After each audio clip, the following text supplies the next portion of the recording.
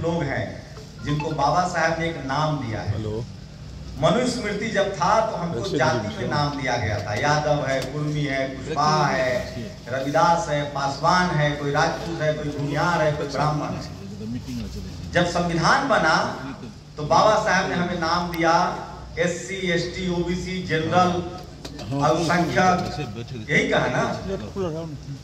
तो इस देश में जो 90% आबादी है SC, ST, OBC और अल्पसंख्यक समाज का, उसके आदमी को वीडियो बनाने में दिक्कत है और बोलने में दिक्कत है, और इसीलिए हमारी ये हालत है। लिखना, पढ़ना,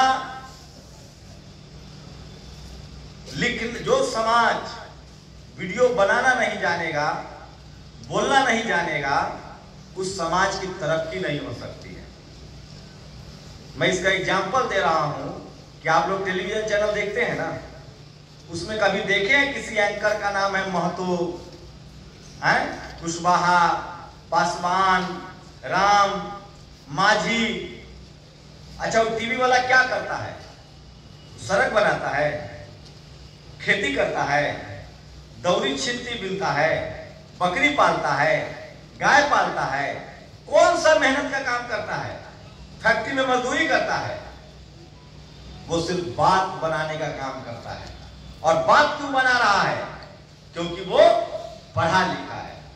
तो इस देश के 90% लोग जो सड़कें बनाते हैं, जो कुर्सी बनाते हैं, जो ये बिल्डिंगें बनाते हैं, जो लोहे का काम करते हैं, चमड़े का काम करते हैं, सब्जी उगाते हैं, और अब जब बाबा साहब का संविधान लागू हुआ, पढ़ने लिखने का हक मिला, तो इसरो और नासा में वैज्ञानिक भी है, डॉक्टर भी है, इंजीनियर भी है, और इक्का दुक्का हम जैसा पत्रकार भी है।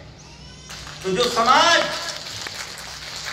जीव चलाना जान जाएगा, जो समाज जीव चलाना जान जाएगा, जवान चलाना जान जाएगा, उसी की सत्ता होगी और उसी का धर्म भी बचेगा। जब संविधान नहीं था तब भी धर्म था। हमारे बाप दादा भी किसी न किसी धर्म को मानते थे, लेकिन उनका तो भला नहीं हुआ पिछले 1000 साल में। भला कब हुआ हमारा? जब बाबा साहब ने हमें संविधान दिया, तभी हमारे शरीर पर कपड़ा आया। और जिन लोगों को नहीं भरोसा है, वो अपने पुरखों की जन्म कुंडली उघाड़ के दिखवा ले।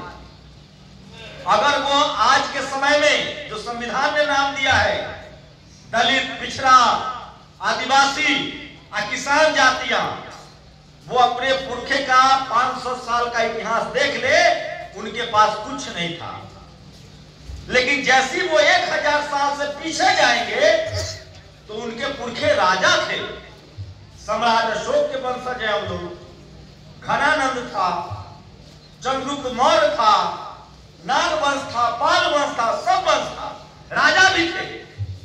राजपाट कैसे गया? जब इस देश में बहुत धर्म था, वो भी एक विचार था, वो भी एक धर्म था, तो इस देश में सोने की चिड़िया कही जाती थी। लोग व्यापार करते थे, घरों में ताले नहीं लगते थे। सम्राट अशोक का दौर हो, चंद्रगुप्त मौर्य का दौर हो, भारत ज्ञान विज्ञान का केंद्र था। उस समय जो सब्जेक्ट था, उसी भारत में फाइयान हेनसन आके पढ़ाई करता था। अब आप कहिएगा कि हमारे पिताजी के पास हाथी था तो चला कैसे गया? उसी मनुस्मृति की वजह से चला गया। कोई आया होशियार आदमी, उसने सबसे पहले मनुस्मृति बनाया और फिर जाति बनाई, और हम जो राजा थे उन सबको जातियों में बांट दिया। पहले 4 ही कुल हुआ करते थे, शक वंश, नंद वंश, खत्तिय, जो आज किसान जातियां हैं, 4 या 5 कुल थे। कोली वंश भगवान बुद्ध से शाक्य वंश के।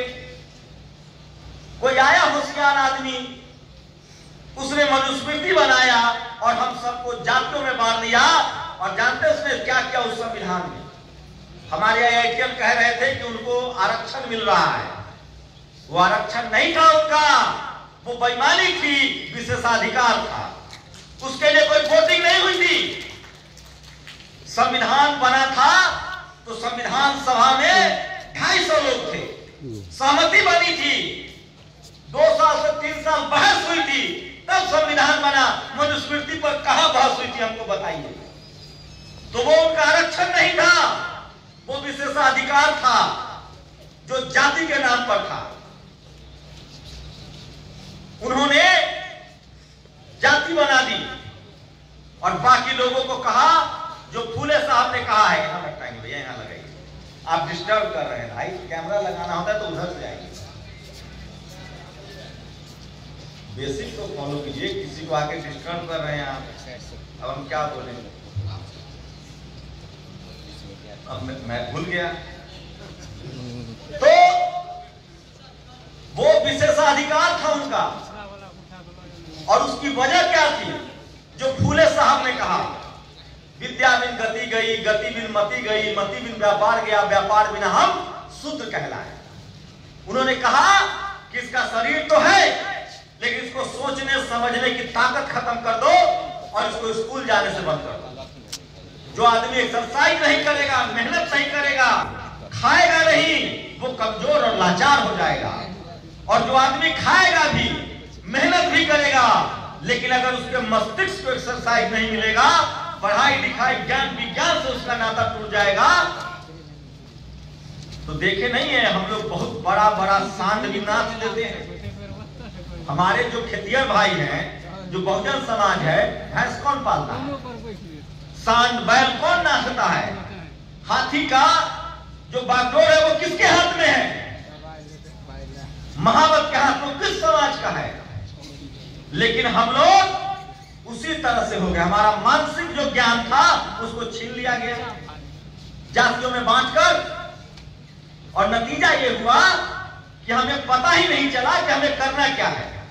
और सोचिए, जातिवादी मनुवादी बहुत शातिर है, ये हमें मारना नहीं चाहते थे। मैं संविधान पढ़ाऊंगा बस 2 मिनट और। ये मारना नहीं चाहते हैं, ये हमें सस्ता मजदूर बना के रखना चाहते हैं। ये चाहते हैं कि सब्जी हम उगाएं, गाड़ी हम चलाएं, उनके घरों में बर्तन हम साफ करें। वो चाहते हैं खेत हम जोते, हल हम जोते, फैक्ट्री में हम काम करें, बिल्डिंगें हम बनाएं, सड़कें हम बनाएं, स्कूल भी बनाएं और मंदिर भी बनाएं, लेकिन हमको उसमें अधिकार न मिले। अब बताइए, एक मजदूर जो घर बनाता है वो रह पाएगा? घर बन के बिकेगा 5 करोड़ में, 10 करोड़ में। इसीलिए हम मजदूर पैदा किया गया, सस्ता मजदूर। दुनिया भर में मजदूर है, अमेरिका में भी मजदूर है, लंदन में भी मजदूर है। वो घर भी बनाता है और वो घर भी खरीद सकता है। क्यों? क्योंकि वहां मालिक और मजदूर में तनख्वाह का अंतर बहुत कम है। यहां क्या है? ड्राइवर, सब्जी वाला, ठेला वाला, मजदूर, सफाई वाला, उसको इतना ही पैसा देना है कि वो आगे ही नहीं बढ़ सके। नंगा नहाएगा क्या और निचोड़ेगा क्या? वो इतना ही कमाए जिसमें वो लाचार और बेबस रहे और हम पर आश्रित रहे। और बाकी जो नौकरियां थी, जो पढ़ाई लिखाई वाली नौकरियां थी, पूजा पाठ वाली नौकरियां थी, उसमें इतना पैसा कर दो कि वो मालामाल हो जाए, और उसमें हमारी हिस्सेदारी नहीं। हम सिर्फ सस्ता मजदूर थे। और इसी से निकालने का नाम है संविधान। कहो दलित, पिछड़ा, किसान, आदिवासी, और मैं कहूंगा अल्पसंख्यक समाज आजादी के बाद वो भी आज सिस्टम का हिस्सा है। एसपी, डीएम, कलेक्टर बन रहा है तो इस संविधान की वजह से। और दुर्भाग्य देखिए, ये जातिवादी मनुवादी कितने नमक हराम हैं, कितने गद्दार हैं। उसी संविधान से एसपी, डीएम, कलेक्टर, सीएम बन रहे हैं और उसी संविधान की जड़ खोद रहे हैं। अरे संविधान के भी सगे नहीं है। इस देश में चपरासी से लेकर चीफ जस्टिस तक जातिवादी मनुवादी लोग बैठे हुए हैं, और वो उसी संविधान की ताकत से गए हैं। नहीं तो चाय वाले का बेटा प्रधानमंत्री नहीं होता। अगर ये संविधान ना होता बाबा साहब का, तो राजा का बेटा राजा बनता, ये चाय वाला जाके प्रधानमंत्री नहीं होता, कोई जाके एमपी, एमएलए और विधायक न बनता। लेकिन सोचिए, समझिए, जो लोग दिन भर कहते हैं कि हम राष्ट्रवादी हैं, इस देश में 90% लोगों को गरीब बनाकर तुम कैसा राष्ट्र बनाना चाहते हैं? आज के समय में आप सब पढ़े लिखे लोग हैं। आज जब युद्ध होता है तो लड़ाई फाइटर प्लेन से होता है, मिसाइल से होता है, हुआ ना ऑपरेशन सिंदूर। आज क्या स्थिति है? हमारे यहां न मिसाइल बन रहा है, न फाइटर प्लेन बन रहा है, न परमाणु बम बन रहा है, न रोबोट बन रहा है, न एआई बन रहा है। क्यों? जो कि यहाँ के जातिवादी मनुवादी सोच के लोग अपने बच्चा को विदेश पढ़ाता है, इंजीनियर डॉक्टर बनाता है, लेकिन वो और कॉलेज यूनिवर्सिटी नहीं खोलना चाहता है, वो और विश्वविद्यालय नहीं खोलना चाहता है, वो और डॉक्टर इंजीनियर नहीं होने जाना चाहता है, क्योंकि उसको लगता है कि दलित पिछड़ा भी यही बन जाएगा।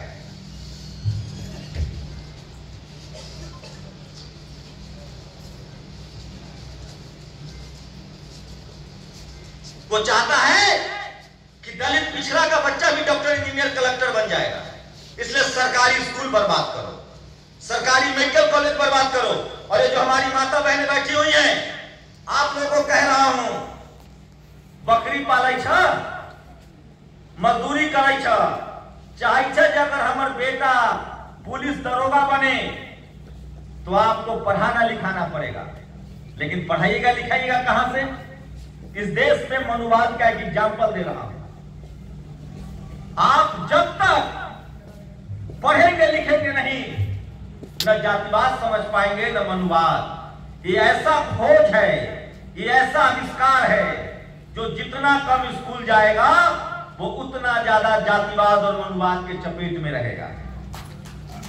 लिख के दे रहा हूं मैं, अगर बाबा साहेब अम्बेडकर भी विदेश नहीं पढ़ते, अगर फूले भी पढ़े लिखे नहीं होते, कबीर और रविदास नहीं पढ़े लिखे होते, तो वो जातिवाद नहीं समझते।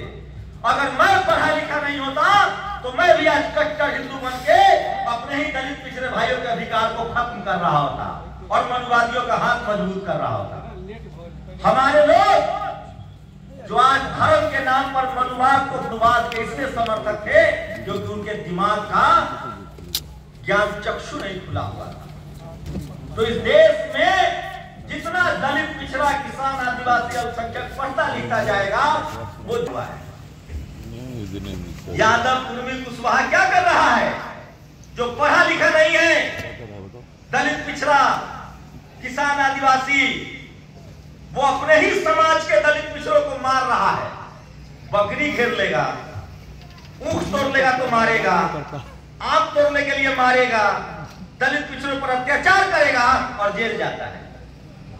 आज जब उसी का बच्चा Delhi university, JNU, PhD, IIT, IIM, medical college करने जाएगा, बिजनेस करने जाएगा, तो वहां नहीं देखता है कि आदिवासी है कि दलित है कि पिछड़ा है, यादव जी का लड़का है कि प्रजापति है कि लोहार है कि कौन जाते, कहता है कि सब दलित पिछड़ा है, सबका नंबर काटो और सबको यहां से भगाओ। तो हम लोग की जिम्मेदारी है, जो इस हॉल में बैठे हुए लोग हैं, आप जागरूक लोग हैं, आप जानकार लोग हैं। अगर आप लोगों को लगता है कि ये सब ऐसे ही मिल गया है तो आप गफलत में हैं। और रुक जाइए 15 साल, ये भी छीना जाएगा। आज भी दलित पिछड़ा जो सरकारी नौकरी में है, जो मंत्री है, कलेक्टर है, एसपी है, डीएम है, उससे पूछे कि तुम्हारी क्या दुर्गति है। वो दुर्गति है कि वो नौकरी पा तो ले रहा है आरक्षण से, लेकिन सम्मान से नौकरी नहीं पूरा कर रहा है। रोज डर डर के ऑफिस जाता है। रखिए सीना पर हाथ, जितने नौकरी वाले लोग हैं, और बताइए कि मैं झूठ बोल रहा हूं। जितना बड़ा पद पर दलित पिछड़ा किसान आदिवासी अल्पसंख्यक है, उसको उतना बेइज्जत किया जाता है, उसको उतना डरपोक बना के छोड़ दिया गया है। ये मैं दावे के साथ कह रहा हूं, चाहे कोई मंत्री है, राष्ट्रपति है या प्रधानमंत्री है, लालू यादव को जेल नहीं भेजा गया, शिबू सोरेन को जेल नहीं भेजा गया, हेमंत सोरेन जेल नहीं गया, जगदेव बाबू की हत्या नहीं हुई। क्या वो गरीब थे? अरे ये लड़ाई ही गरीबी के खिलाफ है। वो चाहते हैं कि तुम गरीब, लाचार और बेबस रहो। तो तुमको अपने साथ खाना खिलाएंगे, तुम उनका भैंस पालो, गाय पालो, ड्राइवर बन जाओ, तुम्हें उसको कट लगा दीजिए एक बार, रोकिए, तो फिर रिकॉर्ड